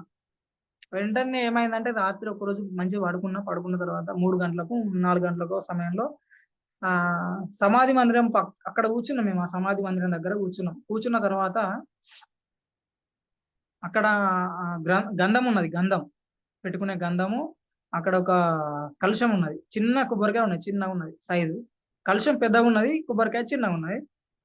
అక్కడ నా చేతంతా ఈ 2 చేతులు మొత్తం గంధమైనయి మొత్తం. గింత పట్టుకుంటే మొత్తం చేతంతా స్ప్రెడ్ అయిందది. స్ప్రెడ్ అయిన తర్వాత మన కలశాన్ని ఇట్లా ముడితే అది లోపట పడ్డది కొబ్బరికాయ నీళ్ళల్ల. అక్కడ గురువుగారు తిడతారేమో అని చెప్పి నేను టెన్షన్ అయితున్నా. టెన్షన్ అయితే "ఏం కాదులే పక్కెట్టు" అని చెప్పి ఒకాయన వచ్చి చెప్పిండు. చెప్పిన తర్వాత కళ్ళు మూసుకొని తెరిసే లోపట నేను సమాధి లోపటున్నా. సమాధి లోపట నేనెందుకైనా అసలు మళ్ళా 2 కాళ్ళు నా 2 కాళ్ళు సమాధి లోపటున్నాయి. సమాధి లోపట ధాన్యపు రాసులున్నాయి అన్ని. ధనం గాదు ధాన్యం. అంటే నవధాన్యాల్లాగా ధాన్యాలున్నాయన్నట్టు. అన్ని రకరకాల ధాన్యాలున్నాయి. కుప్పలు కుప్పలున్నాయి రాసులు. అందులో నేను కాళ్ళు పెట్టి అటు ఇటు ఇట్లా 2 కాళ్ళు పెట్టి నిలబడి చూస్తున్నా బయటకెళ్ళి. అందరూ నన్ను చూస్తున్నారు. అంటే ఆయన అక్కడికి కూడా రానిచ్చిండు నన్ను. అప్పుడు అర్థమైంది బాబా నేను అడగంగానే ఇవన్నీ చేసినావు అని చెప్పి బాగా ఏడ్చిన ఆ ఒక్కరోజు కూడా. ఒక్కరోజే కాదు ఎన్నో సార్లు గుర్తుకొచ్చినప్పుడల్లా ఏడ్చేది. అట్లా ఎన్నో విధాలుగా సాయిబాబా అనుక్షణం చూపెడుతూనే ఉన్నారు ఒక రూటు. ఎప్పుడైతే నేను చిన్నప్పటి నుంచెల్లి శివుడిని నా మొట్టమొదటి స్పిరిచువల్ గురువు ఎవరు అంటే శివుడే అని చెప్పుకుంటా. ఎందుకు అంటే చిన్నప్పుడు నొప్పి వచ్చింది. చెవు నొప్పి. చెవు నొప్పి వచ్చిన తర్వాత కలలో ఒక డాక్టర్ రూపంలో ఒకాయన వచ్చి చెవు ఆపరేషన్ చేసిండు ఒక టెంపుల్‌లో. చేసిన తర్వాత ఆయన బయటకొచ్చిండు. నాకక్కడ కనిపిస్తున్నది. బయటకొచ్చిన తర్వాత తెల్ల కోటేసుకొని వచ్చిండు. బయటకొచ్చి నిలబడ్డాక అక్కడ శరీరం శివుని రూపంలోకొచ్చి మళ్ళీ మాయమైండక్కడ. అట్లా నేను ఫస్ట్ నుంచెల్లి ఆయన మీకెళ్ళి బాగా నమ్మకం పెరిగింది నాకు. అట్లా ఆయన తర్వాత ఆయనను బాగా ఇష్టపడి ఆయన మీద బాగా పూజ చేసేది. ప్రతిరోజు నేను టెంపుల్‌కెళ్ళేది. ఆహ్, నెలల తరబడి 108 ప్రదక్షిణాలు చేసేది ప్రతిరోజు. అందరూ పరేషాన్ అయ్యేటోళ్ళు. పొద్దున, సాయంత్రం, పొద్దున, సాయంత్రం. "అరే! ఈడేందిరా భయ్ ఇంత పూజ చేస్తుండు ఏందిరా" అని. అందరూ పరేషాన్ అయ్యేది. తర్వాత నేను కాలేజీ చేసేటప్పుడు కూడా అక్కడ మాకు టెంపుల్ దగ్గరే ఉండేటియి. ఒక్కొక్కసారి 3, 4 కిలోమీటర్లు నడుచుకుంటూ పోయి టెంపుల్‌కెళ్ళి అక్కడ కూర్చునేది నందిపేటలో. అట్లా ప్రతిరోజు పూజ చేయడం ద్వారా అంటారు కదా! సాయిబాబా సచరితలో చెప్తాడు సాయి. ఎవలైతే శివుడిని శివుడు ఎప్పుడైతే ప్రీతి చెందుతాడో అప్పుడు మనకొక గురువుని ప్రసాదిస్తాడు అంటారు. సాయిబాబా సచ్చరిత్రలో ఒక పాయింట్ ఉన్నది. అంటే ఆయన ప్రీతి చెందిండు కాబట్టే పత్రిజీ గారు, సాయిబాబా గారు ఇద్దరు నాకు దొరికిర్రు అని అప్పటి నుంచి బలంగా గట్టిగా నమ్మిన. ఆ గురువులు దొరికిన తర్వాత నేనెక్కడికి పోవాలనుకున్నా, ఏ గురువు పేరు తలుచుకొని పలానా గురువు దగ్గరికి ఒకసారి పోతే బాగుండు అనుకుంటే, ఆ గురువు దగ్గరికి పోవాల్సిందే ఇగ. అక్కడికి వీళ్ళు ఏ విధంగా అసలు ఎట్లా తీసుకుపోతారో తెలవది. అనుకోవడము, అక్కడికి పోవడం అంతే. అట్లా మొన్న అక్కడికి పోయినాం గదా! ఆంధ్ర పోయినప్పుడు బ్రహ్మంగారి సమాధి దగ్గరికి ఎప్పటినుంచో పోవాలనుకుంటున్నా పోయినా. అట్లా కాశీనాయన సమాధి దగ్గరికి పోవాలనుకున్నాం పోయినాం. అట్లా సదానంద యోగి సమాధి దగ్గరికి పోవాలనుకున్నాం పోయినాం. అట్లా 3, 4 సమాధులు చూడగలిగే అవకాశం ఇచ్చిర్రు. కేవలం అంతా సత్సంగము, ధ్యానము, సాయిబాబా. గురువులు అంతే. గురువు అనుగ్రహం లేనిది ఏది గూడా కాదంటారు గదా! ఇదంతా గురువు అనుగ్రహం గావాలంటే ఖచ్చితంగా సజ్జన సాంగత్యం అనేది ఉండాలి మనకు. ఇన్ని రోజులు మనం చేసేది దుష్ట సాంగత్యం. అంతా చెడు, చెడు, చెడు, చెడు. ఈ దుష్ట సాంగత్యం నుంచెల్లే మనం మెల్లిమెల్లిగా డైవర్ట్ అయితున్నాం. ఇప్పుడు దాన్ని బంద్ జేసి ఇప్పుడు అందులో నుంచెల్లి సత్సంగంలోకొస్తున్నాం. సత్సంగం అంటే దేవతలు ఒక మీటింగ్ పెట్టుకుంటే, ఆ దేవతల మీటింగ్‌లో మనం కూర్చున్నట్టన్నమాట. అందుకే అందరూ దేవుళ్ళు అంటారు గదా! పత్రి సార్.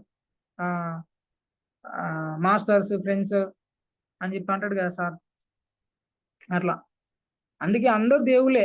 మనందరం దేవుళ్ళం కాబట్టి దేవుళ్ళం అందరం కలిసి ఒక మీటింగ్ పెట్టుకుంటే దేవుళ్ళ మీటింగ్ అయితది గదా! అందుకే సజ్జనులతోని సత్యంలో ఉన్న వాళ్ళతోని మనం మాట్లాడడము, వాళ్ళతోని డిస్కస్ జేయడము ఇట్లాంటివి జేసుకుంటే మనసు ప్రశాంతంగా ఉంటది. మన లోపట ఉన్నటువంటి మాలిన్యాలు కొన్ని కొన్ని చిన్న చిన్న పాయింట్స్ ఎట్లా అంటే ఇప్పుడు మనం మాట్లాడేటప్పుడు ఏదైనా మంచి పాయింట్ వచ్చిందనుకో, అది మనకు సింక్ అయితది. సింక్ అయిన తర్వాత అప్పుడు ఏమనిపిస్తదంటే, అరే! నా లోపట ఈ మిస్టేక్ ఉన్నదిలే. అది నేను తగ్గించుకోవాలే అని అప్పటినుంచెల్లి మనం దాని మీద ఫోకస్ పెడతాం. ఆటోమేటికల్‌గా ఆ పాయింట్ కూడా పోతది. అట్లా. సాయిబాబా అక్కడి నుంచిలా నాకు సాయిబాబా మళ్ళీ ఎన్నో సార్లు దర్శనం ఇచ్చిండు. ఇంకో దర్శనం ఇంకోటేందంటే ఇక్కడ మిరాకిల్ ఏందంటే, బ్రహ్మంగారి సమాధి దగ్గరికెళ్ళిన తర్వాత అక్కడ ఏడుపొస్తుంది. చాలా ఏడుపొస్తుంది. అరే! దగ్గర దగ్గర 400 సంవత్సరాల నుంచెల్లే ఆయన చెప్తున్నాడు. ధ్యానం చేయండి. మిమ్మల్ని మీరు తెలుసుకొని మీ లోపలికి మీరు ప్రయాణం చేయుర్రి. ఈ జీవహింస బంద్ చేయుర్రి అని చెప్పి ఎన్నో విధంగా మఠాలు పెట్టి, మఠం ఏర్పాటు చేసి ఒక్కొక్క గ్రామానికి ఒక్కొక్క రోజు కాలినడకన ప్రయాణం చేసి అక్కడ ధ్యాన సభలు ఏర్పాటు చేసుకుంటూ ఆయన ఇన్ని చెప్పి సమాధి చెందిన తర్వాత ఇప్పటికి 400 సంవత్సరాలు అయితుంది. అయినా ఇంకేం మార్పు లేదు. ఇంకా ఇప్పటికి జీవహింస నడుస్తా ఉన్నది. దాన్ని చూసిన తర్వాత లోపలికెళ్ళిన తర్వాత ఆయనను చూస్తే సమాధిని చూస్తే చాలా దుఃఖం, బాధ, ఏడుపు బాగా వస్తున్నది. తట్టుకోలేనంత ఏడుపొస్తున్నది. అక్కడ బయటకెళ్ళి అక్కడనే లోపటనే సమాధి మందిరం నుంచెల్లి బయటకెళ్ళి అక్కడ కూర్చున్న శిష్యుల సమాధులున్నాయి అందరియి. ఆ శిష్యులను చూసుకుంటూ ఏం పుణ్యం చేసుకున్నారో గాని మీరు గురువు సాంగత్యంలో ఇన్ని రోజులుండి ఆయన దగ్గరనే సమాధి తీసుకున్నారు ఈ శరీరాన్ని అని చెప్పి మళ్ళా అది తీసుకొని తలుచుకుంటూ బాధపడుతున్నా. బాధపడితే అంతా అయిపోయింది. మనసంతా ప్రశాంతంగా అయింది. ఎప్పుడు కూడా అంత ప్రశాంతంగా గాలే. ఎంత ధ్యానం చేసినా, ధ్యానం చేసిన తర్వాత ఏ విధంగా అయితే ఫీలింగ్ ఉంటదో, అంత ఫీలింగ్ ఉన్నదక్కడ. ఆ ఏడుపుతోని. ఆ ఏడుపు అయిపోయింది.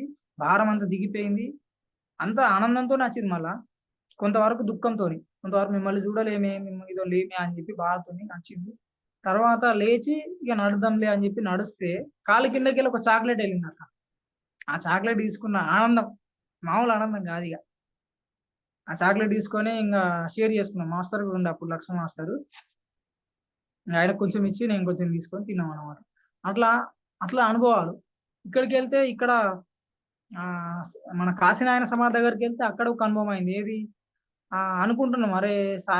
కాశీనాయన సమాధి మందిరం లోపలికి పోనిస్తలేరేంది అని చెప్పి అనుకుంటున్నాం. ఆ లెవెల్ పోనిస్తలేరు మరి నిజంగా. ఆహ్, అనుకుంటున్నాం మనసులో అరే! బాబా అంటే ఆయన అనుకుంటున్నాం కాశీనాయన. ఆ నాయన కొంచెం అవకాశం ఇవ్వరాదా? మీరు మీ సమాధిని దర్శించుకోవాలె. ఒక్కసారి సమాధిని తాకాలె. తాకే అవకాశం ఇవ్వండయ్యా అని చెప్పి మనసులో అనుకుంటున్నాం. సమయానికి ఆళ్ళ పూజారి వాళ్ళ కొడుకు వచ్చిండు. అప్పుడే లోపటికెళ్ళి ఆయన కూడా ఆయన కార్యక్రమం ఆయన చేసుకొని బయటకెళ్ళిన తర్వాత ఆయన్ని అడిగినామన్నమాట ఒక మాట. ఆహ్, స్వామీజీ కొంచెం మాకు కూడా లోపటికి ఒకసారి ఎళ్ళే అవకాశం ఇస్తారా అని చెప్పి అడిగినాం. సరే రండి అని చెప్పి తీసుకెళ్ళి చుట్టూ తిరిగినాము. ఒక రౌండ్ చుట్టూ తిరిగి ఇట్లా చేతులు పెట్టి ఇట్లా తల ఆనించి కొద్దిసేపు కూర్చున్నాం. అంతటి అవకాశం ఇప్పించిండు ఆయన కూడా. మనసులో అనుకున్నాం అంతే. అట్లా ఎన్నో గురు సాంగతి ఇప్పుడు మన పత్రి గారి సమాధి గాని, ఎన్నో సమాధులు, ఇంకా ఎన్నో చూసేటి సమాధులున్నాయి. అంటే గురువుల సమాధులున్నాయి చూసేటివి. అక్కడ ఒక్కొక్క సమాధి దగ్గర ఒక్కొక్క అనుభవం అయితది. ఇది మనం కావాలని అనుకునేవి గాదు. చూడాలనుకున్నాం మాత్రమే. మనం కేవలం వాళ్ళని చూడాలనుకున్నాం. కానీ అక్కడ వాళ్ళు మిరాకిల్సే చూపెట్టిర్రు మాకు. అట్లా. ఇదంతా కేవలం సజ్జన సాంగత్యం ద్వారానే. ఇన్ని రోజులు మనం జేసిందంతా దుస్సాంగత్యంలో ఏముంటది? వాళ్ళ గురించి, వీళ్ళ గురించి చెడుగా మాట్లాడడం తప్ప ఏముండదు. సో, అందరిని మనం మన లెక్క చూసుకున్నట్టయితే, అందరి లోపట మనకిష్టమైన దేవుడినో, లేకపోతే మనకిష్టమైన గురువునో చూసుకున్నట్టయితే, ఏది రాదు. ఏ నెగెటివ్ భావన రాదు. ఏ నెగెటివ్ ఫీలింగ్ రాదు. నెగెటివ్ రూపం కూడా రాదు. అందరిని ఇష్టంతోని చూస్తాం. అందరిని మంచిగా చూస్తాం అన్నట్టు. మంచి భావంతోని చూస్తాం. చాలు ఈ జన్మకు రాముడు ఏ విధంగా అయితే బతికిండో, రాముడు ఏ విధంగా అయితే మంచి లక్షణాలతో ఉన్నాడో, మనం కూడా అదే విధంగా మంచి లక్షణాలతోని అలవాటు చేసుకోవాలి. అలవాటు చేసుకోవడానికి ప్రయత్నం చేసుకోవాలి. ఇది కేవలం సజ్జన సాంగత్యం ద్వారానే అనుభవం అయితది. సో, ఇట్లా ఈ విధంగా అర్థం చేసుకుంటూ ప్రతిసారి ఏదన్నా నా మనసులకు చెడుగా వచ్చిందంటే వెంటనే మళ్ళా క్షమాపణ చెప్పుకొని, అనుక్షణం ఎరుకతోని క్షమాపణ చెప్పుకొని, ఇది నాది గాదు. ఈ రూట్ నాది గాదు అని చెప్పి అక్కడ గురువుని ఊహించుకుంటా. అంటే పత్రి సార్‌నో, సాయిబాబానో జీవితాంతం వాళ్ళకు మాటలిచ్చినానంట కొన్ని. ఒక 2, 3 మాటలిచ్చిన. ఆ మాట తప్పితే మాత్రం నేను ఈ శరీరాన్ని ఇడిసిపెట్టినట్టే. అంత పెద్ద మాట ఇగ అది. అట్లా ప్రతి క్షణం మనం అందరం కూడా మీరందరూ కూడా ఖచ్చితంగా మనము ఈ రూట్‌లో ప్రయాణం చేయాలి. ఉన్నంతకాలం తృప్తిగా, ఆనందంగా పత్రి సార్ గాని, సాయిబాబా అందరి సంకల్పం ఒకటే. గురువుల సంకల్పం అందరిది ఒకటే. పత్రి గారి సంకల్పమే మన సంకల్పం. సో, ధ్యాన జగత్తు, పిరమిడ్ జగత్తు, సాకార జగత్తు గావాలి అంటే మనం కూడా వాళ్ళ లెక్క వాళ్ళు చేసినటువంటి పనిలో భాగంగా మనం కూడా పార్టిసిపేట్ చేయాలి. చేయాలంటే సజ్జన సాంగత్యం ఖచ్చితంగా ఉండాలి. మనందరికీ ఇట్లాంటి సజ్జన సాంగత్యాన్ని అక్కడి నుండే ఫ్రాన్స్ నుంచే ఏర్పాటు చేసినటువంటి సుధాకర్ అన్నకు ఒకసారి థ్యాంక్ యూ చెప్పుకుందాం అందరం. ఆయనకెంతో మనం రుణపడి ఉండాలి వాస్తవానికి. ఏ రుణం లేకుండా ఏది ఎవరు అరేంజ్ చేయలేరు. ఆయనకు సుధాకర్ అన్న అసలు ఏ విధంగా అంటే అనుక్షణం ఆధ్యాత్మిక విషయం పట్ల అనుక్షణం ఏదో ఒక ఎదుగుదల కోసం ఏర్పాటు చేస్తారన్నమాట ఒక ప్లాట్‌ఫార్మ్. మీరందరికి ఇబ్బంది అవుతుందని ట్రాఫిక్‌లో పోవడము అదేంది మన అవి ఉంటాయి గదా! బ్రిడ్జులు ఫ్లైఓవర్ ఫ్లైఓవర్స్ ఉంటాయి గదా! అట్లాంటిది ఒకటి ఏర్పాటు చేసిండనమాట. ఇది మనకు ఒక ఆధ్యాత్మిక జీవితంలో ట్రాఫిక్‌లో పోవడం అనేది ఉండదిగ. మనం డైరెక్ట్ వితౌట్ ట్రాఫిక్‌లో వెళ్ళిపోవచ్చు స్పీడ్‌ల. 120 స్పీడ్‌ల. సో, ఇట్లాంటి ట్రాక్‌ని మనకు అమర్చినందుకు మనం అందరము ఒకసారి సుధాకర్ అన్నకు థాంక్ యూ చెప్పుకుందాం. ప్రతి క్షణము ఎవలు కొత్త మాస్టర్‌ని తీసుకొని రావడము, అరేంజ్ చేయడము, మంచి సాంగత్యాన్ని ఏర్పాటు చేయడము. సో, ఇట్లాంటివి ఏర్పాటు చేస్తున్నందుకు అన్నను కూడా ఒకసారి ఎంకరేజ్ చేసుకుంటూ, మనం కూడా చెప్తాం. మీరందరూ కూడా చెప్పాలే. మీరు మీ ధ్యానాలకు ఎట్లా వచ్చిర్రు? మీ ధ్యాన అనుభవాన్ని షేర్ చేయండి. అది 10 నిమిషాలైనా పర్లేదు. 10 నిమిషాలైనా సరే మంచిగా అన్ని సాంగత్యాలు అన్నీ మంచివే. ఏది చెడ్లేదు. నువ్వు తక్కువ చెప్పినావు నీదేం లేదు అనేది ఏం లేదు అట్లా. అందరిది ఒకటే. అందరి జీవితంలో ఏదో ఒక మిరాకిల్ ఉంటది. ధ్యానంలోకొచ్చిన తర్వాత. అట్లాంటివి షేర్ చేసుకుందాం. సో, మీరు కూడా ఒకానొక టైం తీసుకొని చెప్పండి. ఎవరికి చెప్పినా పర్లేదు. లక్ష్మక్కకి చెప్పినా పర్లేదు. సుధాకర్ అన్నకి చెప్పినా పర్లేదు. ఎవరికి చెప్పినా పర్లేదు. సో, మన సజ్జన సాంగత్యానికి సజ్జన సాంగత్య బృందానికి ఎవరైతే ఎనకాల కూడా పనిచేస్తున్న వాళ్ళున్నారో ఇప్పుడు రాజేంద్ర అన్న గాని, హేమక్క గాని వీళ్ళందరూ, లక్ష్మక్క గాని వీళ్ళందరూ ఇంకా ఎవరెవరు ఉన్నారో వాళ్ళందరికీ ఆహ్, ఆహ్, థాంక్ యూ చెప్పుకుందాం. వాళ్ళని కూడా ప్రోత్సహించాలి. ప్రోత్సహించుకుంటుంటే ఇంకా బాగుంటది. మనం కూడా కొంతవరకు ముందుకొద్దాం. ముందుకొచ్చి చెప్పుదాం. చిన్న చిన్నగా చెప్పుదాం. సో, మీరందరూ సహకరించాలని కోరుకుంటున్నా. అందరికీ thank you. Thank you brother. Thank you. చాలా చాలా ఆనందంగా ఉంది.